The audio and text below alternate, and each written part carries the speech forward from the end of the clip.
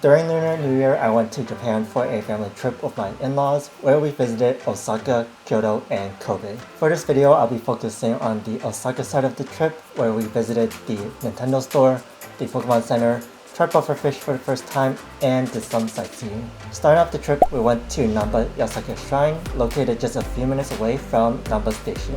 Known for the lion head, this shrine is a nice place to visit given how close it is to the station, and you can grab some nice pictures or a charm before heading back out and exploring the rest of the city or grabbing some lunch.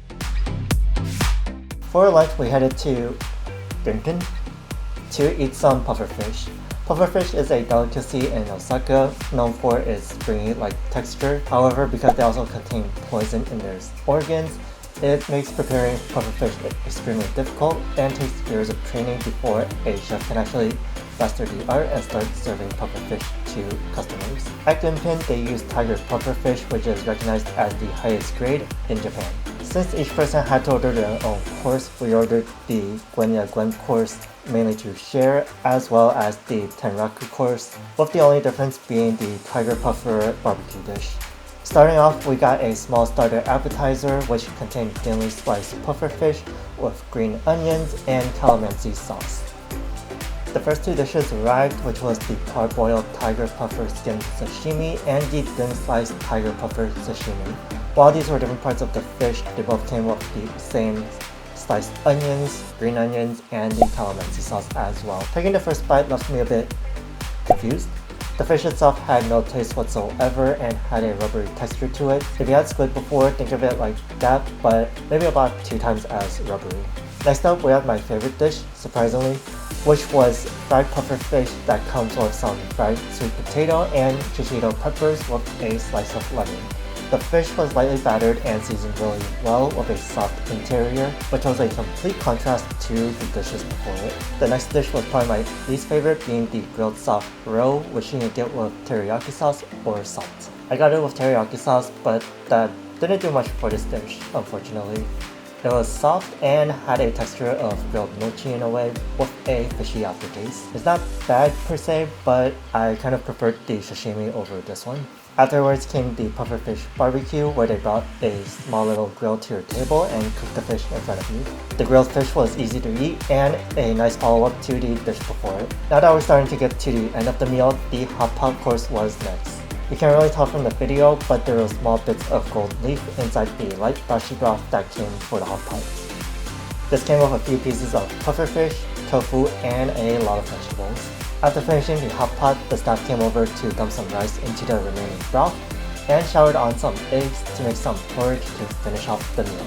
The porridge was really good since it has all the flavors from the vegetables that were boiling in the broth beforehand, as well as the mix of the dashi broth inside it. Wrapping up the meal was, of course, ice cream. Since I love ice cream, this was just a perfect way to end the meal.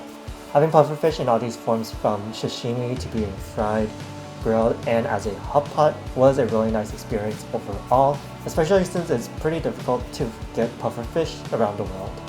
The fish itself doesn't have a unique flavor to it, in my opinion, but it does have a very clean taste to it that you don't really get with other fish. With some food in us, it was time to do some shopping, and what better way to do that than by going to the Nintendo store and Pokemon Center. Since it was nearing the end of winter by the time we went, they still had some winter-themed items such as scarves, or socks, and pins of Mario characters as snowmen. While I didn't see it myself, my wife got a cool little mystery block bag that was just the perfect size to carry around for the rest of our trip.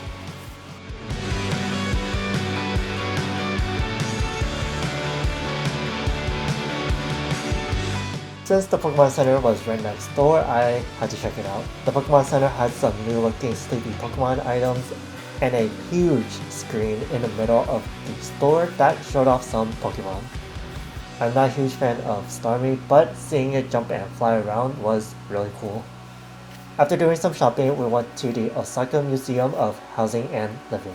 This is a cool museum to visit if you want to learn and see what a typical street was like in Osaka in the past. The museum recreates a small town, and you can also rent out kimonos to take pictures in and walk around.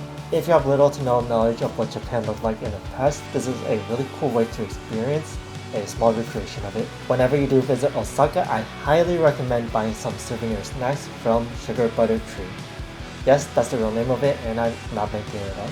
They sell a variety of chocolate sandwich cookies that are kind of addictive in a good way. At first, we bought one box to try with our in-laws and immediately went back the next day to buy 4 boxes to bring back home for ourselves and to share with our friends. The cookie was kind of like a grainy cereal, which had a satisfying crunch to it. That had a limited edition strawberry flavor when we went, and I thought it was just a tad too sweet, but all of the flavors that we got were delicious. While our time in Osaka was short, it was time for my in-laws to fly back home. Before heading to the airport, we stopped by the outlet that was nearby to do some final shopping. If you've been to an outlet mall in the US, this might seem a little bit familiar with shops like Nike, Gap, Adidas, and a few other Japanese stores as well.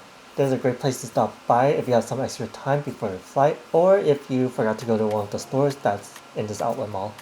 While my wife and I still had a few more days in Osaka before we headed home, we got the one thing that she was looking forward to the most in Japan: souffle pancakes. Since we didn't have a specific place in mind, we went to Flippers, where they had a seasonal pink strawberry souffle pancake.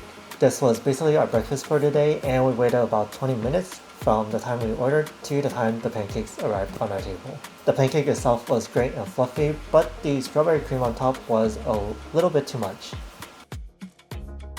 But my wife was happy now that she finally got to eat souffle pancakes after craving it for months. The pancake was not the only strawberry themed item we had that day, and for our next stop, we went to the Intercontinental Osaka Hotel for their strawberry buffet. This is the second strawberry buffet that we've tried, and the first one that we went to, unfortunately, was at a hotel that has closed down since our last visit. If you've never been to a strawberry buffet, it is exactly what it sounds like.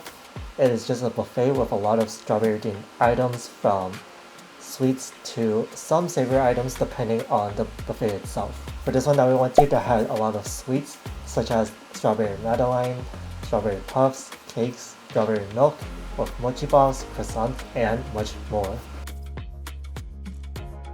There wasn't any particular item that stood out, but if I had to choose, it would be the strawberry milk with mochi balls, mainly because of how unique it was compared to all the other items. If you do enjoy strawberries, strawberry buffets will be a nice reservation to have, so that you can try some strawberry items that you might not be able to get elsewhere. Word of caution, my wife and I had strawberry souffle pancakes and the strawberry buffet on the same day, and that might not have been the best idea. During the day, I didn't eat any protein or savory items, and that was a huge mistake. A few hours after the strawberry buffet, I was feeling nauseous and unwell, and my wife was completely fine, even though I have a stronger stomach. Don't get me wrong though, I don't think there was anything wrong with the strawberry buffet itself, but more so the combination of sweets and strawberries throughout the day and nothing else in between just made for a really bad time for me. Moral of the story: eat something savory before going to the strawberry buffet, just so that you have something else to counteract all the sweet and strawberries that you're going to eat. Even though my time in Osaka was short and I was sick near the end of my trip, I still had a great time, especially being able to try pufferfish for the first time. If you enjoyed this video, give it a like and consider subscribing if you want to see more of my content. And I'll see you in the next one.